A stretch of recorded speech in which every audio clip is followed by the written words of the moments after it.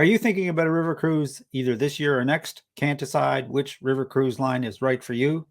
Stay with us as we take a look at three of the most popular cruise lines and the differences between each. And as always, folks, if you enjoy this content, please like, subscribe, and turn on all notifications to get notified each time we post. My special guest today is Beth Schulberg, owner-operator of Cruise and Travel Specialists located in Lake Oswego, Oregon. Beth and her team of experienced travel advisors have been meeting the needs of satisfied clients in and around Oregon and across the country since 2002. Hi, Beth. Welcome to RTE Travel Talk. Thanks, Ken. Happy to be back. Happy to have you back with us, Beth. So, Beth, we're getting a lot of comments from viewers and listeners about when they go to choose a river cruise. They're just not exactly sure which one they're interested in or what's actually best for them. Now, I know that you've been on literally hundreds of cruises, and a lot of them are river cruises. So I thought today, perhaps what we could do is if you would let's take a look at three of the more popular lines and describe the differences between each one and what would suit an individual client.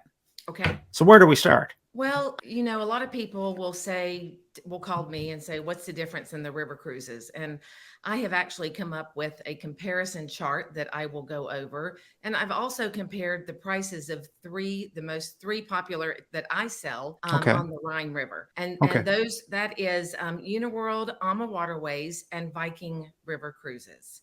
Okay. And so the difference is number one, all of the riverboat cruises, with the exception of one cruise because it's a double wide on the Danube River, are the same size. They are 38 feet by 443 feet. And they're 38 feet wide because in order to get through the locks, they can't be any wider than that, unless I said, there's one cruise on the Danube that doesn't go through locks. So not very wide. With that said, I'm just going to give you an idea. Viking River Cruises puts 190 people on their river cruises that are the same size as AmaWaterways and Uniworld. AmaWaterways puts 160 and Uniworld puts 160 to 164, just depending on the ship. I want to preface this by saying these are the ships on the Rhine.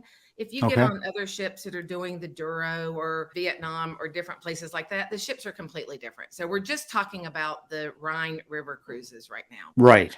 Uniworld is an all-inclusive cruise. So you literally cannot pay for anything except maybe a short excursion that is above and beyond. Like when I was on the cruise out of Paris, we could go to the Moulin Rouge. Well, they can't offer that. That's a $400 ticket. Right. They can't offer that to everybody. Uniworld does have an opportunity for you to go on special short excursions that would not normally be offered to everybody because of the cost of the short excursion. Okay. Their ships are beautiful. They're all inclusive. You really can't pay for anything. AmaWaterways has taken a different stance, and they're like, we're not going to be quite all inclusive. We're going to have drinks at lunch and dinner, but we are going to have all of your short excursions be included. You cannot pay for a short excursion, and that is huge when compared to the next cruise line. So Ama also has twin balcony rooms. They're beautiful staterooms. They have the best staterooms, in my opinion. And then we'll compare it to Viking River, where Viking is not all-inclusive. It's going to cost you less to get on a Viking cruise in the very beginning, but you're going to be paying about the same when you get off, because Viking offers one short excursion, and the rest of them, anywhere from riding bikes to going to a wine tasting, you have to pay for $100 to $200 a person. So you can see how that's going to add up. Okay, so let me see if I understand this correctly. Uniworld is the most all-inclusive of the three. Correct. Followed by AmaWaterways, and then Viking River Cruises. Yeah, let me give you a little history on how this happened. So, of course, Viking is the one that brought river cruising to the rivers. And so when they started their company, they were like, what? We're going to have a beautiful river cruise. It's going to be fun. We're not going to put swimming pools on. We're not going to put bicycles on. We're not going to have exercise rooms. We're not going to do a lot of these activities or have these amenities because they didn't feel that they need them. And honestly, they're doing great. They still don't need them. But to compete with Viking, the other cruise line said, oh, well, let's see, in order to compete, let's give them swimming pools. Let's give them bicycles on board. Let's give them the Okay. specialty dining. And so that's how this all evolved. So basically, Viking is just all about the river cruise itself as a consequence of that, and the consequence of having more people on board, 190 versus 160 odd. Mhm. There's more people to spread the costs across. So your average lead-in cost of a Viking cruise is probably going to be lower. The lead-in cost is make sure the And lead-in cost for a Viking cruise will be lower because they're spreading it among more people. Mhm. right. And then it's just a matter of what you spend on board that Correct. could drive your final cost. Right. Okay. You have to pay for alcoholic beverages other than lunch and dinner. You do on AMA too. You have to pay gratuities. You do on AMA too. You have to pay for shore excursions other than the one that they offer. It's not a choice. They offer you one shore excursion per port. That's where the costs start adding up. Now, I remember when we sailed with AmaWaterways, Mhm. all of our shore excursions were included, and it was wine with lunch and dinner. Mhm. And really, at the end of the cruise, we didn't have anything to speak of for a cost on our onboard account. I think I remember it was $14. Well, I'm a bigger drinker than you are. So I did have a cost. My husband did not, but I think my bill was about $120 because I'm dancing at night with my, if I'm escorting a group with my groups and buying people drinks and all of that. So there is a cost, and people need to know that before they get on the ship. For sure. So what else do we have in defining them? Well, okay, let's give a shout out to Viking because Viking was the first river cruise. They do have the priority port location. And so when you're on a river cruise and you might get there before Viking does and you're the closest to the shore, the cruise lines have to move to let Viking have that spot. And then what that means is these other cruise lines are going to have to raft. Well, you just take a tour of the other cruises as you're walking across the top of them. Right. You have to walk through or over the other ships. Yeah, with COVID, they stopped letting you go through. So now you go over. Oh, really? Yeah, which is fine, Yeah. Okay. I have a funny story to tell you. They dock all beside each other. And so we're on a cruise with a group of people and we look over and my husband is on the wrong ship. We're on the deck, on the top deck, having drinks on the deck I don't know what port we were at. And we look over and Pete's like, how do I get over there? That was pretty funny. So along the Rhine River, Viking always has the number one parking spot. I don't like to use words like always and never, but let's just say they mostly have it. Okay. Yeah. Interesting. To give you a little bit more, the crew on all the ships are wonderful. I can't say that anyone is better on any cruise line. They just, they know customer service and they all do a good job. AmaWaterways has won awards for their cuisine. And it's a word that in French that I cannot pronounce, but they have won awards for their cuisine. With that being said, Uniworld, they have wonderful cuisine too. It's great. And Viking's cuisine is okay. They really don't say, hey, we have the best cuisine at sea. We're a food cruise. That's not what they market. And then another thing we'll talk about is the room size. Uniworld doesn't, unless you get into a suite, they don't have balconies. They have what they call French balconies. And that means a sliding glass door that opens in your room. And it's fine. I mean, it's such a lovely cruise line. You're not going to miss your balcony unless you just like spending time out on your balcony. AmaWaterways took it a step further and their rooms, all of their rooms, if you have a balcony, you have a French balcony. So they call it a twin balcony room. The rooms are the largest on AmaWaterways. And then Viking has a balcony room as well that you can step out on. The social person that I am, I'm not ever out on my balcony. I'm with people in the main lounge, enjoying other people instead of enjoying my solitude. So the balconies don't really matter that much to me, but they matter to a lot of my clients. Do they? Yes. They want to have their alone time. I would say 99% of the river cruises I sell on AmaWaterways, they always have the balcony. So with Viking, there is the option for a balcony stateroom. Right. AmaWaterways offers French balconies, which are the sliding door, and the double balcony, which is an actual real balcony, plus a French balcony. Am I understanding Yeah, that correctly? okay. So Viking offers a French balcony. Their rooms are really small, 130 to 170 square feet, and they did that because the way that the ship is configured, in order to make the rooms on one side of the ship bigger, they had to take away from the other side, so the rooms are smaller. And that's where they have a French balcony. So if you're never going to be in your room and you just want to shower and change clothes, that's a great value for you on all of the cruise lines, on Viking, on AmaWaterways, and on Uniworld. Best value is the rooms that are the lowest level. You know, I hesitate to sell those rooms because people don't know what they're getting until they get in there. And normally they want to upgrade the second they see that room. Those are the water level rooms, Those are the water level rooms. And or what I like to call the swan view rooms. right. So I try to persuade my clients not to, take that room. Hey, another thing that is really neat is when you get in on these suites on AmaWaterways, you can have 3 people to a room. So I've got 3 single ladies who are like, well, we can't find a fourth. What do we do? And they can book a suite, and they're all paying about the same price as if they were paying to go in a regular room. But because they've got that third person in there, it's watering down the cost of that suite. Great. And there are a couple of single rooms on a few river cruises. How do they handle gratuities? Uniworld, of course, it's all included. And Viking and Ama both want you to pay gratuities, and you pay it at the end, about the third day. How do you want to handle the gratuities? And you can put it on your shipboard account. Okay. So what other differences are there between the 3 lines, Beth? Viking river cruises will not allow anyone under the age of 18. So it is not a cruise for families. Right. And both AmaWaterways and Uniworld allow you 4 and up. So you can take your family. And Ama also has adjoining staterooms. So you can take, 2 kids to 2 parents and have the rooms adjoining. Okay. Let's see, bikes on board. Viking does not have bikes on board.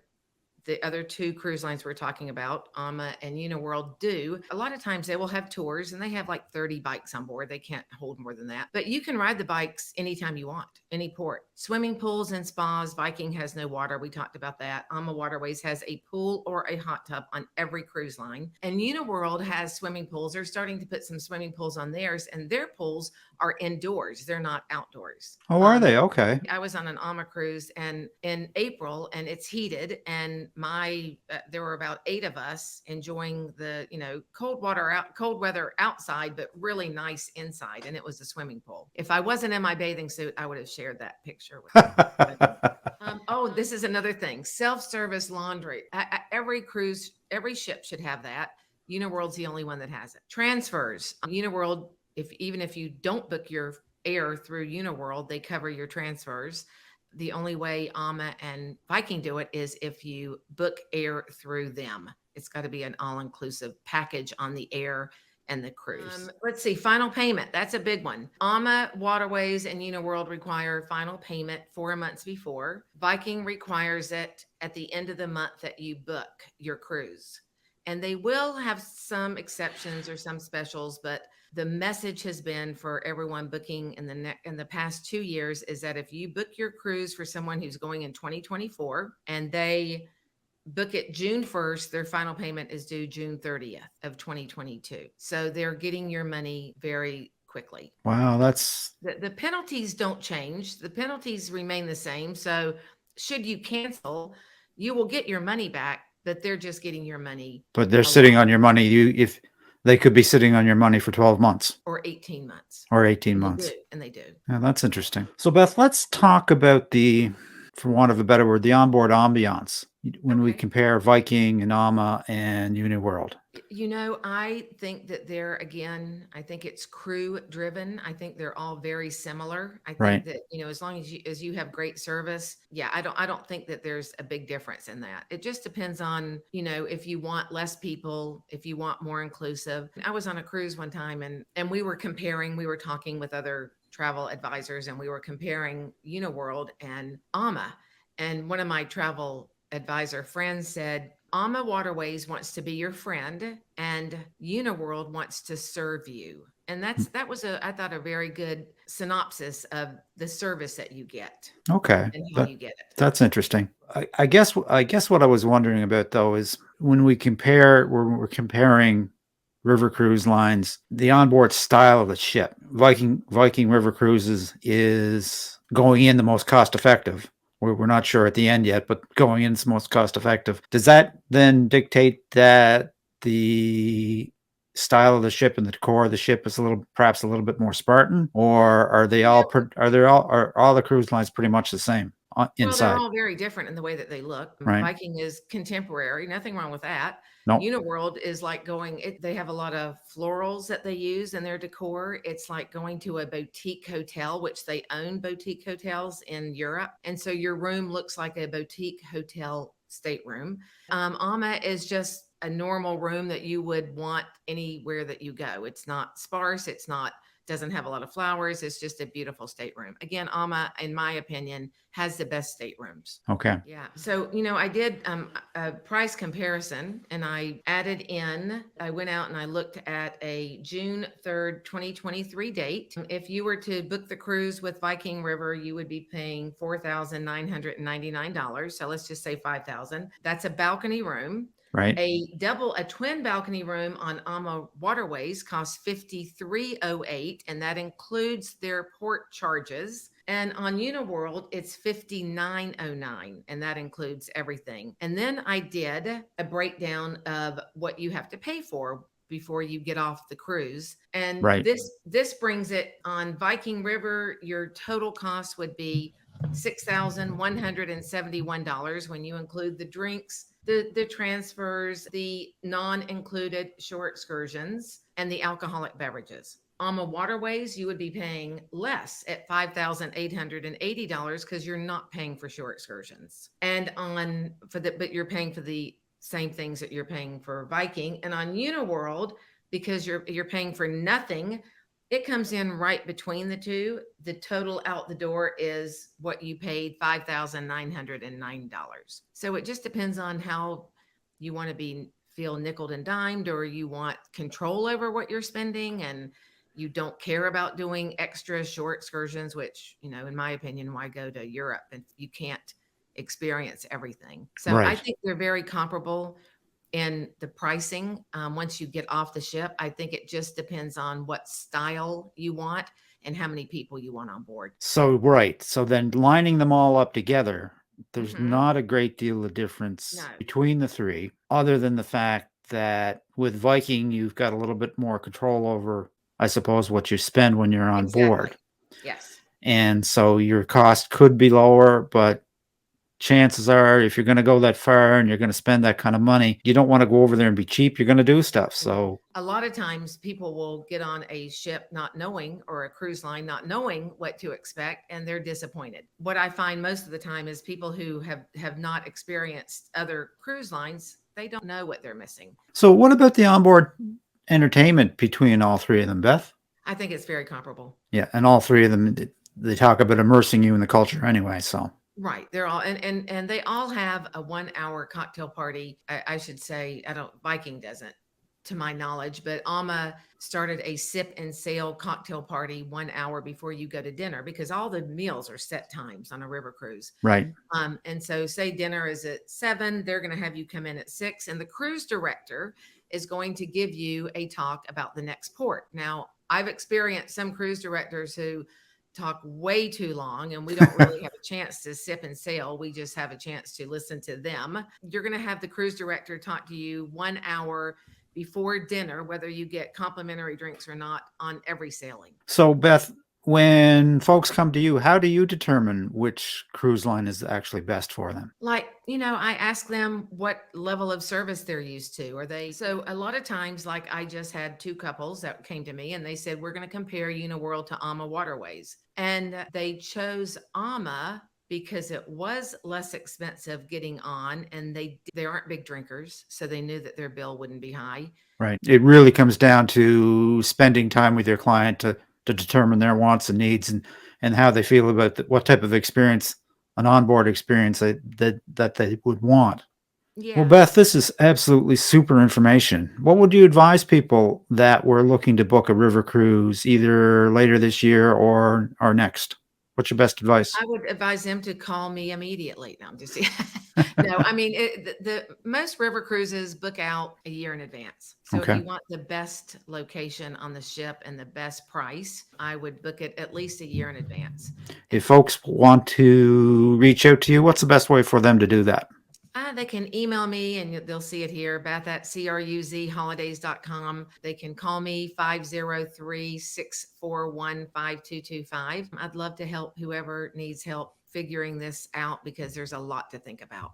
For sure, for sure. I always like to ask my guests, because I know you're traveling, where are you off to next? Well, my next big trip, I've got 24 of us going to Jordan and Egypt in November. All right. And I know you're going yourself this month, next month. We're looking forward to it. Well, Right.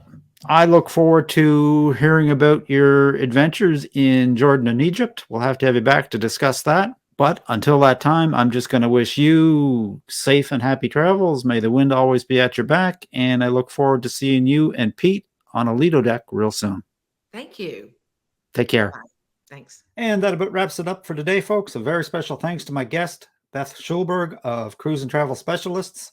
If you'd like to reach Beth about a river cruise or a cruise vacation, I'll leave her contact information in the description. If you'd like to reach us, send a question to questions@realtravelexperts.com.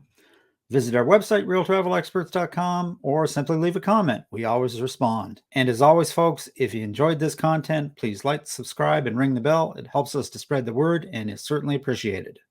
So until next time, happy travels.